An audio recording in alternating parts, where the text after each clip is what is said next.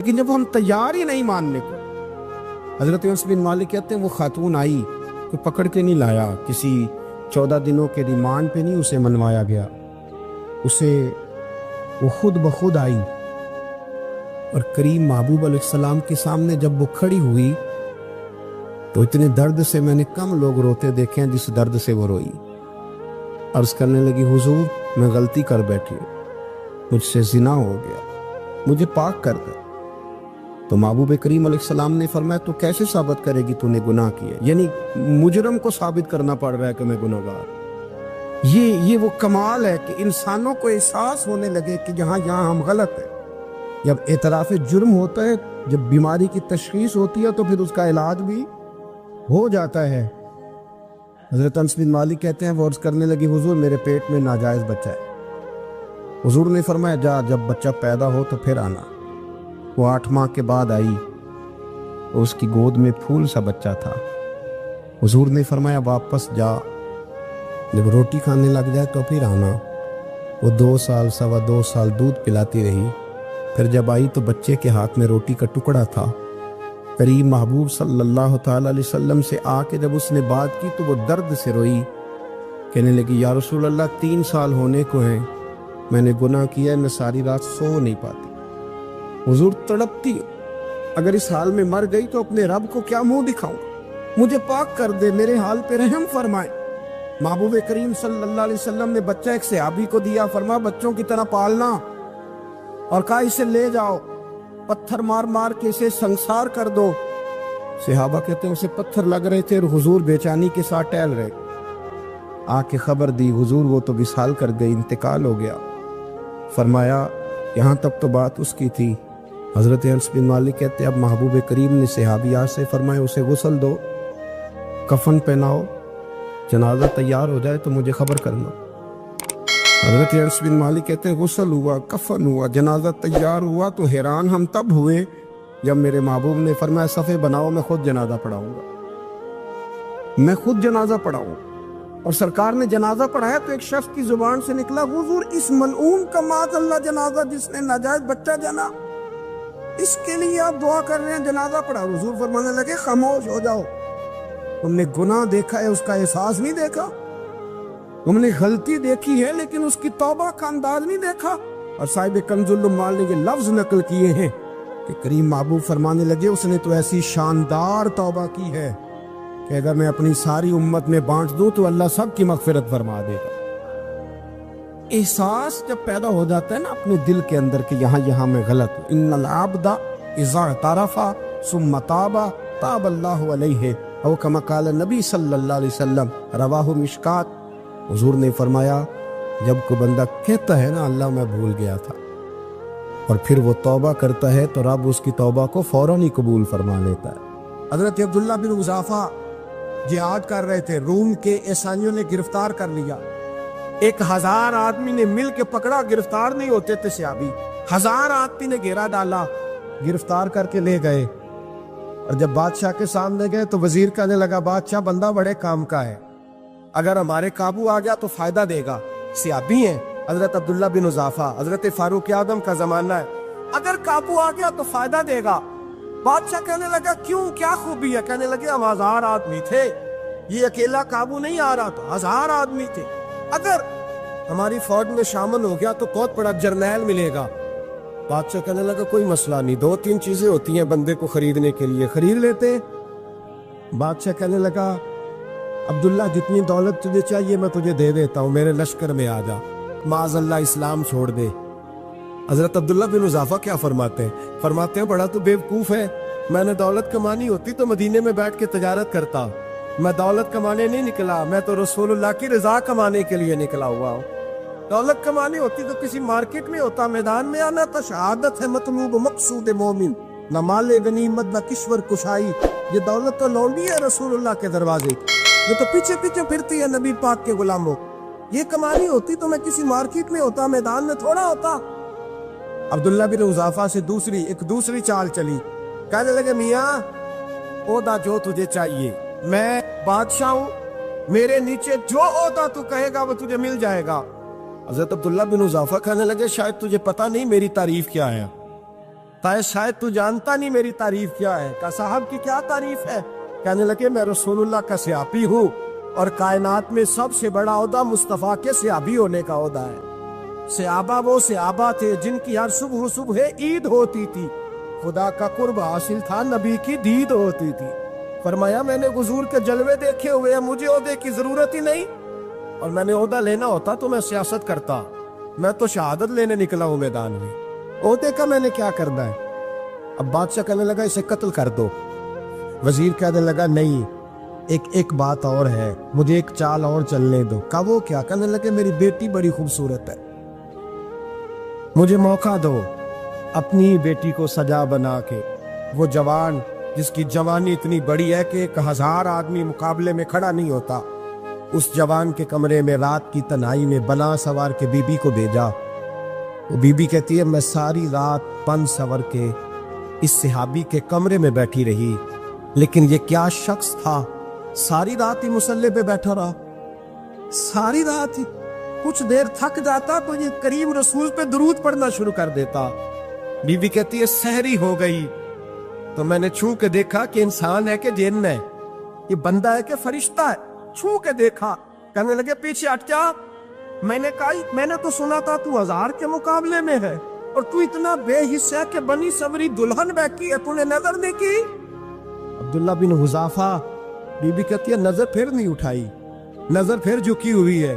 کہنے لگے be be میں مجبور ہوں، اب میرے اوپر کوئی حسن نہیں چلتا، میں نے جلوائے بددہا کا دیدار کیا ہوا ہے، اب میری نگاہوں میں جچتا نہیں کوئی، اس لیے کہ جیسے میرے سرکار ہے ایسا نہیں کوئی. کبھی بھی اب نہیں کسی کا میرے اوپر جادو چلتا. میں نے مصطفیٰ کو اور کہا ذرا پیچھے ہٹ کے بیٹھ، مجھے میرے رسول نے غیر محرم سے بچنے کا حکم دیا ہے، ذرا پیچھے ہٹ کے بیٹھ. سحری کا وقت تھا. وہ بی بی کہتی ہے اس نوجوان کے جملے میرا سینہ چیر گئے، کلیجہ پھٹ گیا، چیخ نکلی، میں کفر کے عالم میں روئی. میں نے کہا مجھے بتا تو صحیح، آخر یہ جذبہ کہاں سے ملتا ہے؟ آخر یہ روشنی تو میں نے دیکھی نہیں، کہاں سے آتی ہے؟ ایک میرا باپ ہے جو بنا سور کے مجھے تیرے کمرے میں چھوڑ گیا، بتلا یہ کہاں سے کیف آتے ہیں؟ عبداللہ بن حذافہ کہنے لگے اگر کیف لینا ہے تو بھی میرے مصطفیٰ کا کلمہ پڑھ جا، آجا دروازے رسول پہ جھک جا، مل جائے گا. سویرے دروازے پہ باپ آیا بیٹی سے رزلٹ لینے. دروازہ کھولا تو بیٹی نقاب پہنے باہر آئی. باپ کہنے لگا کیا بلا؟ کہنے لگی پیچھے ہٹ جا، تو غیر محرم ہے، کافر ہے، میں مسلمان ہوں. اس نے کہا کیا ہوا؟ کہنے لگی تیرے جیسے کو باپ کہوں، تیرے جیسے کو جو مجھے استعمال کر رہا تھا. میں تجھے باپ نہیں مانتی، میں اب رسول والی ہو گئی، میں حضرت فاطمہ کی کنیزہ ہو گئی، میں اب نبی کریم کی خادمہ ہوں، خبردار میرے قریب نہ آنا. یہ داؤ بھی ناکام ہوا. اب حضرت عبداللہ بن حذافہ کے سامنے موت کھڑی کی، ایک کڑا میں تیل گرم کیا، کہنے لگے تجھے اس میں جلایا جائے گا. حضرت عبداللہ بن حذافہ رضی اللہ تعالیٰ عنہ جب جلنے کے قریب ہوئے تو رونے لگے. روم کا بادشاہ کہنے لگا شاید ڈر گیا ہے. کہنے لگے اب سمجھ آئی ہے، اب تجھے پتا چلا ہے، چلا آ جا. حضرت عبداللہ بن حذافہ کہنے لگے تو کافر ہے، تیری کافروں والی سوچ ہے، اس لیے نہیں رویا کہ موت سے ڈر گیا ہوں، میں تو اس لیے رویا ہوں کہ ایک جان ہے اور نبی پاک پہ قربان ہو رہی ہے. کاش رب مجھے 1000 جان دیتا، میں ساری مصطفیٰ پہ قربان کر دیتا. ایک سنار نے گلی میں یتیم چھوٹے سے بچے کو گھومتے دیکھا تو سنار بے اولاد تھا، بچے کو اٹھا کے گھر لے آیا.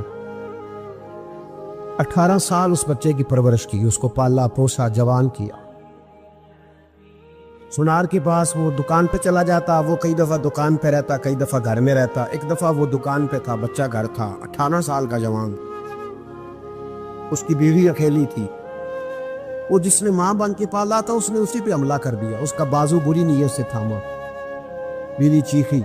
تھوڑی دیر گزری تو وہ نوجوان پیروں میں بیٹھ گیا، کہنے لگا اماں پتہ نہیں مجھے کیا ہوا. شام کو سنار آیا، بیوی چیخنے لگی، چلانے لگی، کہنے لگی آج عجیب بات ہوئی، جس کو میں نے جگر کا خون دے دے کے پالا اسی نے گندی نظر ڈالی. سنار میں بے حیرت ہے. بیوی کا خیال تھا کہ لات اٹھائے گا، ڈنڈا اٹھائے گا، نوجوان کو مارے گا، لیکن وہ رونے لگ گیا. اس نے کہا آج اس نے میرا بازو تھاما ہے، جانے کیا کیا ہے. परेशान होने लग गया, सजदे में गिर गया।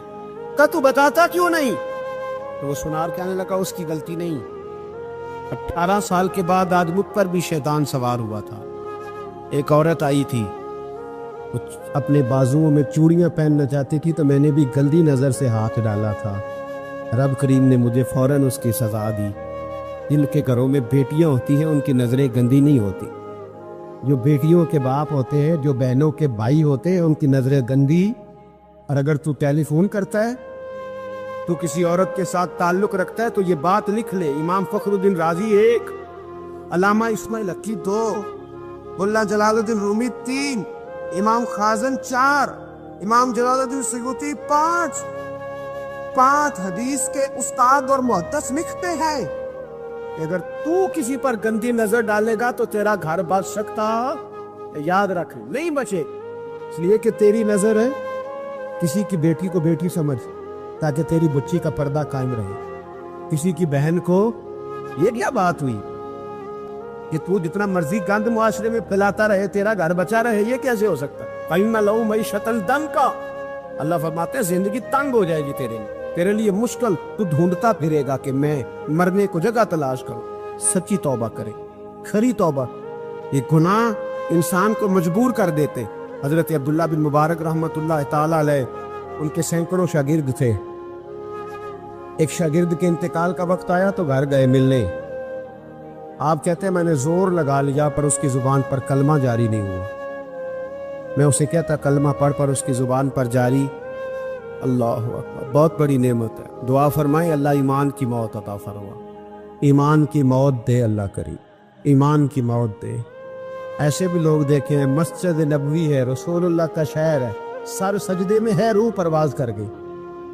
रूह पर कितना नसीबों वाला है, कितना नसीबों वाला कि मस्जिद नबी में सर सजदे में रखा है और अल्लाह तबारक व तआला ने महबूब के कदमों में मौत अता फरमाई।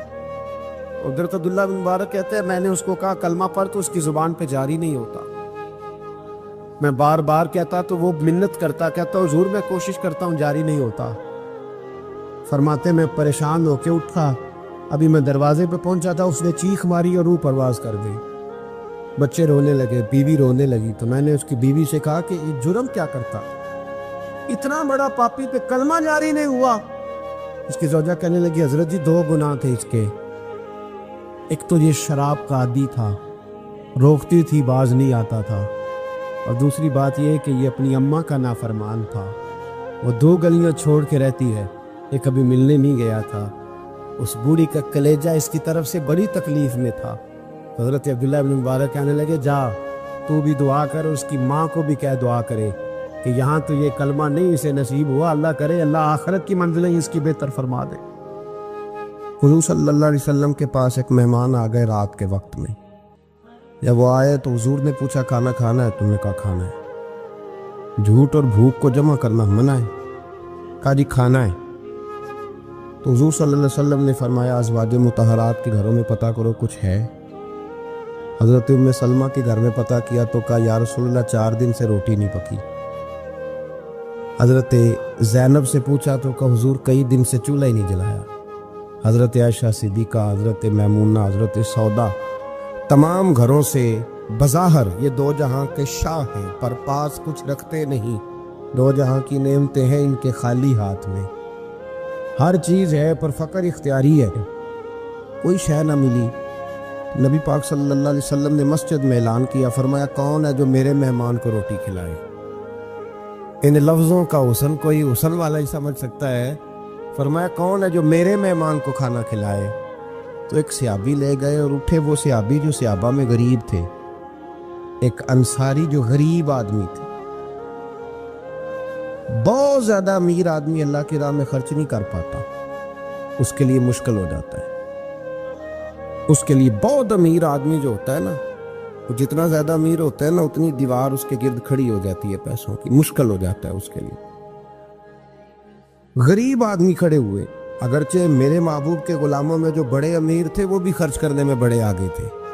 हजरत उस्मान गनी रदी अल्लाह ताला, हजरत अब्दुर्रहमान इब्ने औफ, हजरत अबू बकर सिद्दीक रदी अल्लाह। लेकिन ये गरीब आदमी का हुजूर मैं ले जाऊंगा, मैं लेके जाऊं, और ये बुखारी मुस्लिम है। حضور نے فرمایا لے جاؤ. وہ اب صحابی گھر لے گئے اور بیوی سے مشورہ کیا. بات پہ غور کرنا, ہر چیز کی بھوک دیکھی جا سکتی ہے, بچوں کی نہیں دیکھی جا سکتی. وہ انصاری حضور کے مہمان کو گھر لے گئے, جا کے بیوی سے مشورہ کیا, کہا بھلی مانس گھر میں کچھ ہے؟ تو اس نے کہا تھوڑا سا بچوں کے لیے کھانا رکھا ہے. بچوں کے لیے. بچے تو بزدل کر دیتے ہیں, بچے تو آدمی کو بزدل کر دیتے ہیں, بچے تو مار دیتے ہیں, کلیجہ پھٹ جاتا ہے بچہ بھوکا ہو, نیند نہیں آتی. اب صحابی اپنی بیوی سے کیا کہتے ہیں؟